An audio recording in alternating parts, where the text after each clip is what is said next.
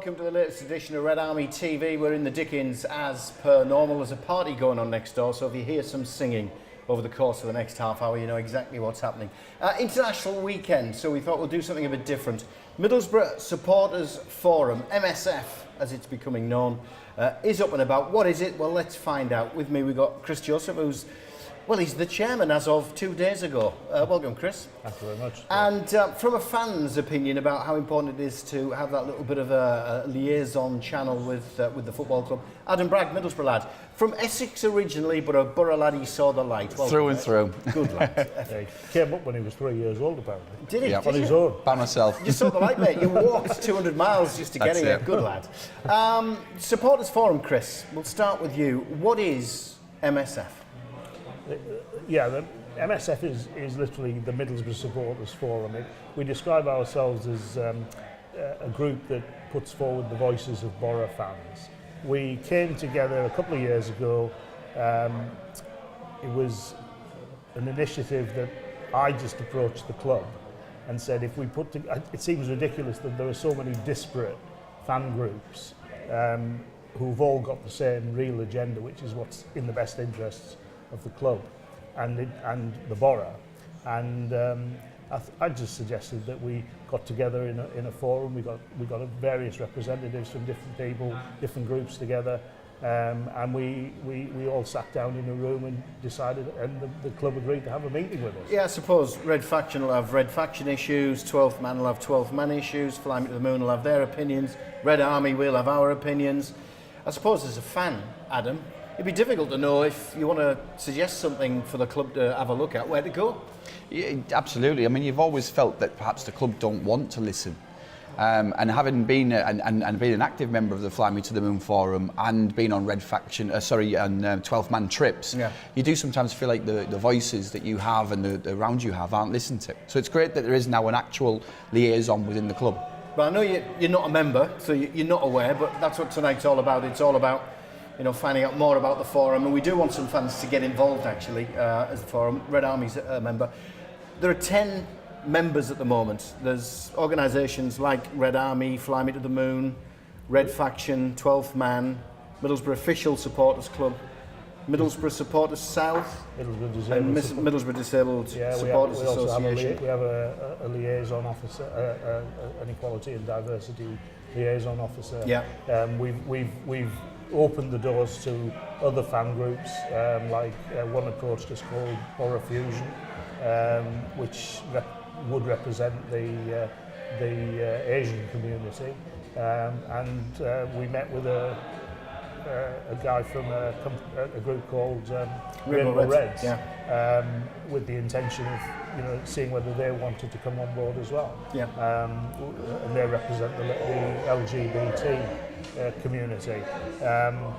You know, we're open to anybody to try to approach us to see whether or not they feel they have a strong enough voice to come on and represent the group that they represent. But what we do collectively is we don't ask the groups to bring their issues, their individual really easy issues to the table. We're looking at issues which relate to all Boro fans and football at large. We don't tell Tony Pulis how to pick his team because we're not allowed to. You'd like to though, wouldn't you, Adam? Yeah. we try and make him listen from the stands. Oh, yeah, good man. Where are you, North Stand? No? Northwest corner. Northwest corner. Yeah, but at the same time, we just decided as well that and what we've become for the Boro is a sounding board, a think tank as well, because we come up with our own initiatives. We have bright ideas. Rob Nichol of Fly Me to the Moon represents us at the Football Supporters Federation meetings, and basically we're looking to become even more democratic, but at the same time we kept it down to a limited number of people because otherwise it's impossible to chair the meeting. Let's have a look at some of the issues, and I'd like you to chip in here if you can, Adam, from a fan's perspective. We'll look at safe standing in the second part of the show, because that's a big beast. And it's been nice to see Middlesbrough Supporters Forum almost leading the way. I mean, we didn't start it, but we got involved and have certainly been pushing. But things like how cold your beer is, how hot your pies are, to travel club coach places on the official travel club being a bit costly, so the clubs reduced them, haven't they? What else have we had in there? Premium rate lines. Well, yeah. One of the first things we put on the agenda was this. What was it? 7 pence a minute phone line, or 8 pence a minute, whatever it was. Whenever you rang to get your tickets, and often you found you were paying more on the telephone than you were for your tickets. So we brought it up, and we kept bringing it up, and eventually the club listened, and which is nice. And then there are all sorts of other issues we've brought to the table. We've got initiatives that we're thinking of. We're there on behalf of all the fans to come up with, if they've got ideas, they can approach us and we will table them. Not every idea, because there's some pretty silly ideas out there. Yeah, we get some. But at the same time, we will table the sensible ideas, and as I said, we represent all the fans, not just our disparate groups. This is live on Red Army, and we're going to put it to the test whether the forum's a good idea or a bad idea. Adam, booking away tickets. Yeah. Used to be 9:30 when you used to book your tickets. Yeah. It's now 6 p.m. Yep. Which do you prefer? To be honest, he's going to say 9:30. Neither, because I'm lucky enough to run my own business, so can choose when I buy tickets. But in a previous life, when the Riverside first opened, I was one of those people that would queue overnight, and I'd go down the night before and things like that. So it is great that the club have listened and offered people to be able to buy tickets after work, because I think the large bulk of the majority of fans will have that issue. Especially those that perhaps Teesside's very big for people who work away from home. Offshore and in the cities outside of the region. So that is a good initiative, without doubt. Yeah, well, that's one that came through the forum as well, wasn't it? Switching it from 9:30, because a lot of fans were getting in touch with the different groups and saying, I'm at work, I'm in a warehouse, so I can't get to my phone, or whatever reason. So that was one. Just got to say, while you were saying a lot of Boro fans work abroad or live abroad, Andrew McDonald, evening from Abu Dhabi. Evening, good to have you with us, Andrew.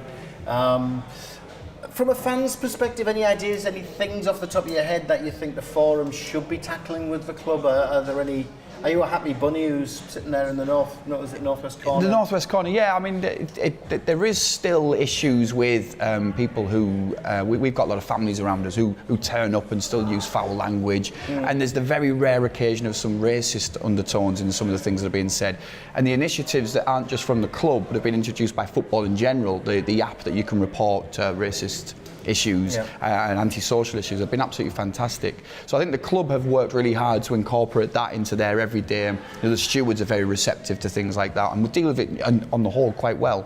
They'll come have a quiet word, calm it down before it becomes an issue. Those things in general.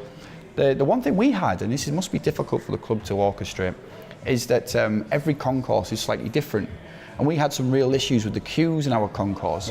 But the club were magnificent. We raised it via email, they got in touch, they suggested we contact Rob at Fly Me to the Moon the next time he puts his questionnaires together, and we did exactly that. And we actually got, I forget the chap's name now, but about 2 seasons ago he came and had a drink with us in the queue to see what the issues were. So they have really worked hard to improve the customer, I suppose, if that's what you want to call us, relationship. Let's, we've actually got a list of a few initiatives that the forums already dealt with, currently dealing with, and are on the list for the future. Let's have a look at some of them. And funnily enough, the food and drink outlets is one that we've been working with the club over the last 2 years on, because there's been a lot of complaints about not enough burgers, or not being hot enough, or queues too long, that kind of thing. So we've been dealing with that a few times on the forum, haven't we? Yeah, and we will keep dealing with them. But to be fair to the club, they do listen, and there are practical reasons sometimes why they can't improve things, and they do try to, and they do listen to those kind of issues. I mean, they don't see them as trivial issues. They see them as very important issues. And it is very important when you go to the match that your beer is cold, and your chips are hot. We've got, one of the things I'm looking to bring to the forum, and it's already been on the agenda once, is heating on the concourses. Now that sounds, in one sense, it sounds a bit silly, the idea of those open areas with heating in them. But I want you to hold that, right? Because we're going to talk about future issues in the next period. But I suppose what's caught the eye big time nationally has been the MSF's involvement in safe standing. The club meeting with us and saying if we did introduce it to the Riverside, it would be 5,000 seats behind the goal at the southern end, the south stand end of the stadium. So that's what seems to have caught the eye. The TV's picked up on it. The government's been discussing it. The forum's even in Hansard.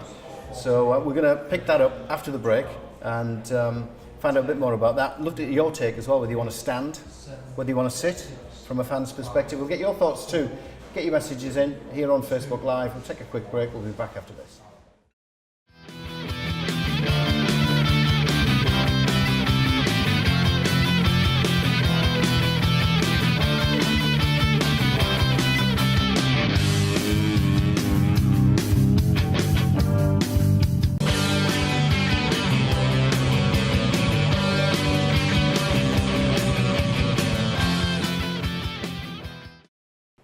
Now then, welcome back. Part 2 of Red Army this week. It is a bit of a special being international weekend. We're in the Dickens as normal. That is the constant. But we're talking Middlesbrough Supporters Forum. It's an organisation which has been set up almost 2 years to the day, which meets with the club every month, brings fans, issues, comments, even suggestions together, and has that two-way communication with the club.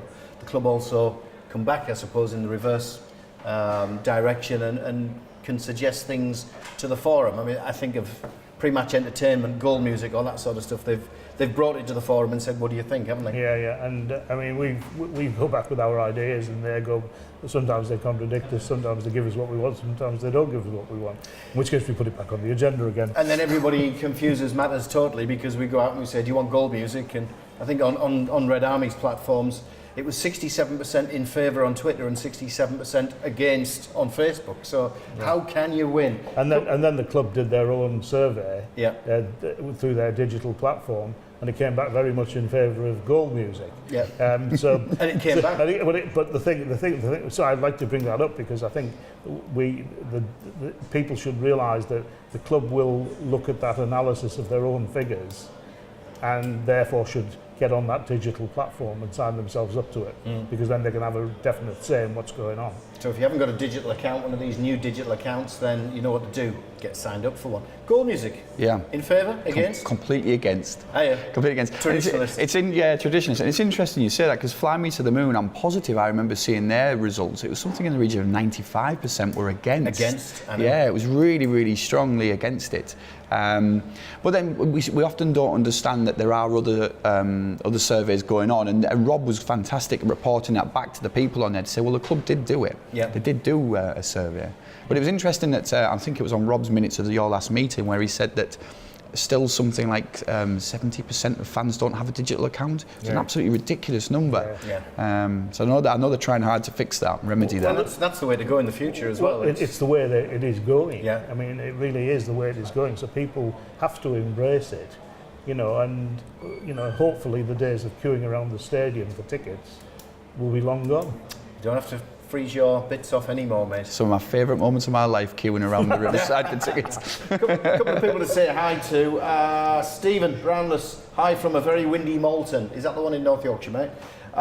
Stu Wallace, I was lucky enough to have a behind-the-scenes look at the new Spurs ground. All beers, fast flow, everything designed to speed up serving, so reducing waiting time. And you've got an experience just last weekend, wasn't it, at Wembley? Yeah, it was fantastic. I mean, we turned up at about 20 to kick off, and so we queued for a few minutes to get in, but nothing ridiculous. But inside was a different level. There was no queues for the toilets, there was no queues for food, there was no queues for the bar. And when you think that there was 85,000 people there, it's a very different experience to the Riverside. But I think one of the benefits they have that Middlesbrough don't have is that they've got things happening every day of the week often. So their staff are well trained, they're well drilled. Some of our staff I really feel sorry for sometimes because they must only work one Saturday a month sometimes, and they perhaps never get that a chance to put their the things into practice that can speed the processes up.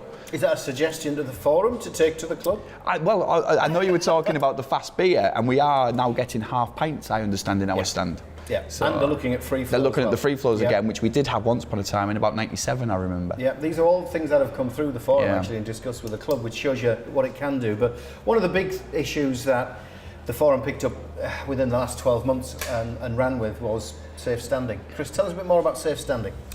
Well, it was interestingly enough, one of the first items on our first agenda, the first agenda was, we're talking 2 years ago,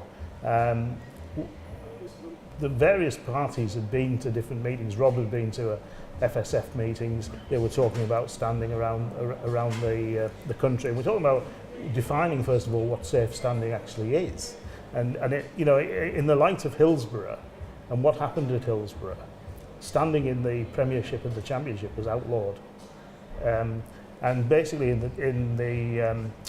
we decided, well, there was an appetite for the new technology, safe standing, which is rail seating or whatever the technology happens Which to is be. already in the Bundesliga. It's already in the Celtic Bundesliga. Park. It's in Celtic Park, and basically, it really is safe.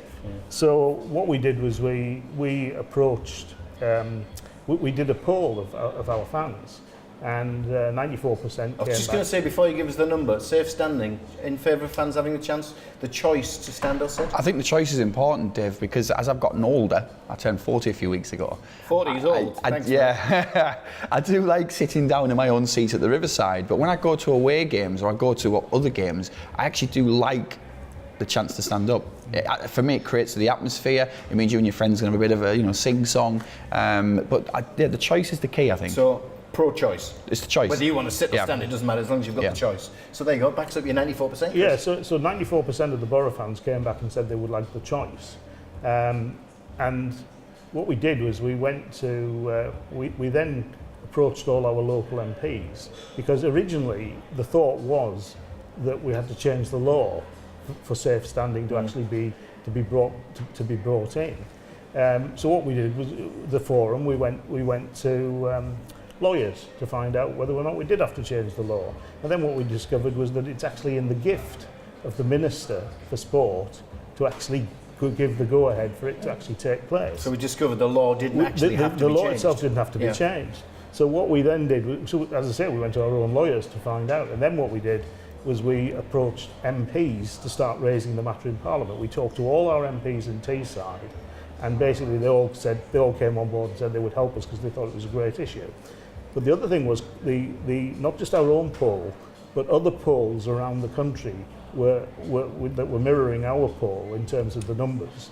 The most important one was Liverpool, and when Liverpool gave the go-ahead post Hillsborough, they gave the go-ahead and said we want to do this.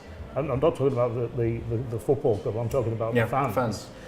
Basically, then basically, the argument is and nearly has been virtually won. So again, the forum was central to all this. Yeah, we were at the vanguard of what was going on. We created a presentation. Everything we did is now upheld as best practice. Absolutely, distributed throughout the country. And people can go on our website and see everything we did and see everything we do. They can see what safe standing actually is by looking at our presentation, which was then picked up by other clubs' fans and used around the country as a proper presentation showing what safe standing. It's even the work of the forum even has landed on the floor of Houses of Parliament. We've got a copy of a document here which we'll show you, which is basically a report back to MPs, and there right up front and centre is the Middlesbrough Supporters Forum and the work it's done and the poll it's done, and it's quite nice, isn't it, being a Boro fan, knowing that Boro fans are responsible for this. But the thing is, you can't just leave it there, and we're not going to leave it there. What we've done is we've written to the sports minister following the resignation of Tracy Crouch. We've now written to Mims Davies, who's the new sports minister responsible for this, and we've invited her to come with us. Instead of saying, just signing off something she knows nothing about, come up to Celtic Park with us, stand on the terraces, personally experience what safe standing's about. Celtic are well and truly in favour of it, us coming up with her, and basically it's the kind of pressure we keep putting on and keep the campaign going until somebody does take note. Now the club are in an enviable position that they can't really come out and say we want to install safe standing, because they can't at the moment. the Green Guide, the Sports Ground Safety Authority will not allow them to do that. But just looking at the Riverside, I mean, if the OK was to be given, would you fancy big areas of safe standing where you can choose to? Oh, I think straight away you can imagine the two areas behind the goal, so the red faction area and the 12-man section could very easily accommodate it. But I think there's a wider picture, isn't there? Football in general has changed. We don't have these huge terraces anymore. We don't have what's the word I'm looking for? Everything is tickets. All tickets are issued, and you can't just turn up on the day and pile in like it used to be at the old Holgate.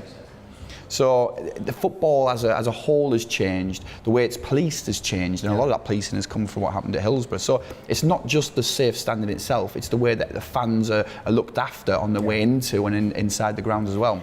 Well, let me just to wrap up the Supporters Forum, because we're rapidly running out of time. If you want to get involved, 2 fans every month are going to be invited into the forum to sit in the meeting with the club. So go on the website. The forum website is www.boro.support, or you can do a Google search for Middlesbrough Supporters Forum and you'll find it. There's a big, on the homepage, big button saying have your say. Click on that, send us a message saying that, say why you would like to be in one of those chairs, so encouraging fans to get involved. Fellas, just to wrap off, we've got a small matter of getting back in action again, haven't we? Brentford, late kick-off, London, scoreline, what's your prediction? Comfortable win, 2-0, they're not the team they were last season. Ooh, interestingly, I had Bees online or something contact me and say, you lot always do us, are we going to do them at the weekend? Yeah, we're going to do them at the weekend. Tony Pulis knows what he's doing. He's going to get us up this season. Scoreline? 3-0 to us. 3-0. Confidence in the smoke. I mean, until Aitor came around, we were hopeless down in London. But fellas, magnificent. Thanks for your time. 2 wins. I suppose I better go along with it as well. I did suggest 1-1 when I was on the radio to that lot, but I'm going to, no, stuff that. 1-0 the Boro. We'll catch you next week on Red Army. See you.